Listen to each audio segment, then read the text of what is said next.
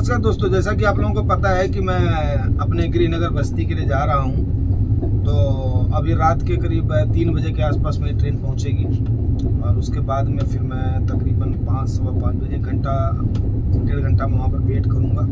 उसके बाद में 5 बजे गाड़ी आ जाएगी तो 6 बजे तक मैं अपने घर पहुँच जाऊँगा मोस्ट ऑफ। उसके बाद में फिर आप लोगों से बातचीत का सिलसिला जारी होगा। काफ़ी सारी क्वेरीज हो गई हैं, वो क्वेरीज हमने कवर करनी है।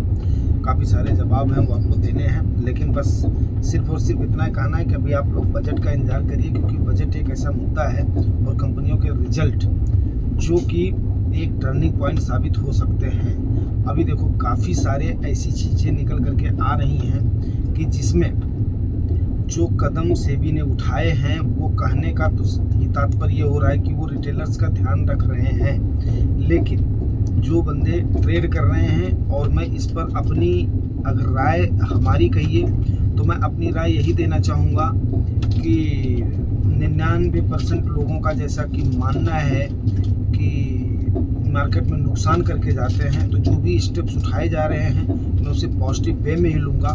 बहुत सारे लोगों का ये कहना है कि नहीं, ये कदम आत्मघाती कदम है उनके लिए जो कि रिटेलर्स के लिए हैं। तो रिटेलर्स के लिए हैं तो भाई देखो, इतने बड़े बड़े अमाउंट अगर आप लगाएंगे तो उसका दायरा और बढ़ा दिया जाएगा। आपके पास ज़्यादा पैसा है आप उसके बाद में करिए, लेकिन मैं तो उनके पक्ष में हूँ जो अपना छोटा छोटा पैसा 10-20 लाख पैसा धीरे धीरे एक्यूमुलेट करते हैं और उसके बाद में उससे अपना कॉर्पस जनरेट करना चाहते हैं, जो कि अपनी छोटी छोटी सेविंग को एज ए इन्वेस्टर इन्वेस्ट करना चाहते हैं। जो ट्रेडिंग करना चाहते हैं, जो अपना गंवाना चाहते हैं, उनके पास ज़्यादा है वो उसके बाद में करिए, उस पचड़े में हमने नहीं पड़ना है। और ख़ास करके मेरा मानना है कि जो भी रूल रेगुलेशन आते हैं हमने उसका स्वागत करना चाहिए।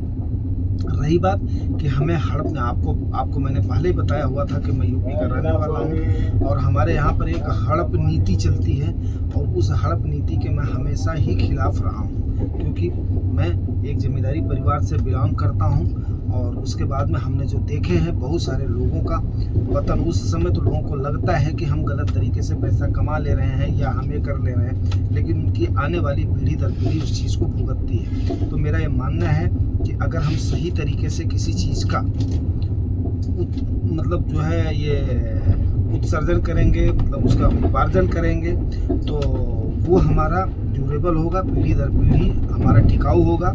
हमारे परिवार, हमारे संस्कार, आने वाली पीढ़ी वो भी उस चीज़ को सीखेगी और समझेगी। तो हमने काम वही करना है जो कि अच्छा काम हो। तो मैं इसके बाद में देखता हूँ, अभी कल इस पर ज़्यादा मतलब जो है रिसर्च करके फिर उसके बाद में आप लोगों को ज़रूर ये वीडियोज़ डालूँगा। लेकिन सेबी, एमपी और सरकार मिलकर के अभी देखते हैं, बजट आने दीजिए, बजट में क्या क्या होता है। और टैक्सेशन एक बहुत ही अहम मुद्दा है जो कि ज़रूर इस बार एड्रेस किया जाना चाहिए। और ख़ास करके इसमें जो कि आप लोगों को याद होगा कि हमने उस समय भी इस बात की चर्चा करी थी कि जो FIH के लिए कारपेट बिछा रहता था, जो वहाँ पर मॉरिशस का टैक्स रूट था, उस रूट का अभी उसके बाद में इस बजट में क्लियर होगा कि FIH उस समय डगमगाती हैं या उसके बाद में जैसे ये बायर्स बन रही हैं जुलाई में, इस टाइप की बायर्स रहेंगी। तो ये भी एक देखने वाली बात होगी।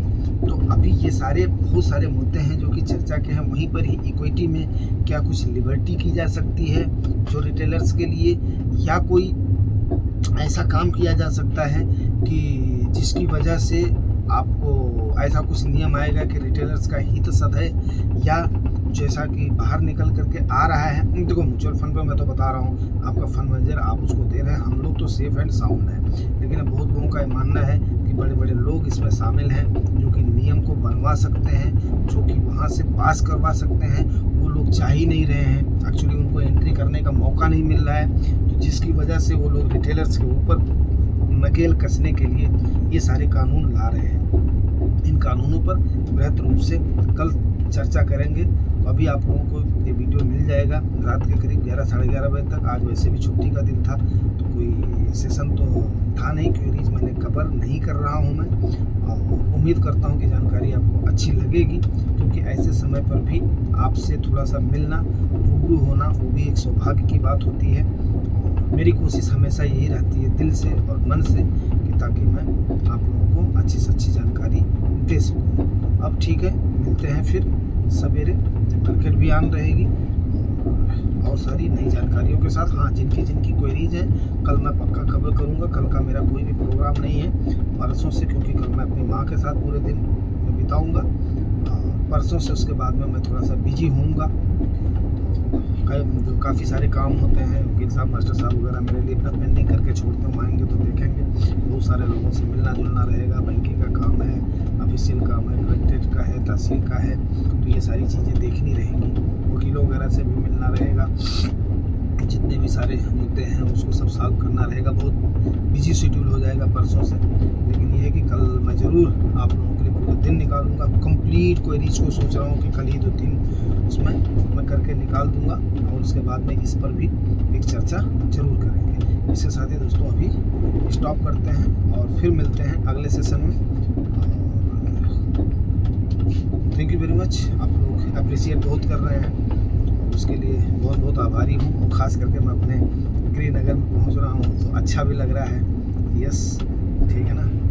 और साथ में हमारे लौकी जी भी चल रहे हैं, तो अभी उनकी आवाज़ तो आज आई नहीं होगी क्योंकि नीचे सीट के सुखड़े हुए बैठे हुए हैं। श्रीमती जी हमारे ऊपर बैठी हुई हैं।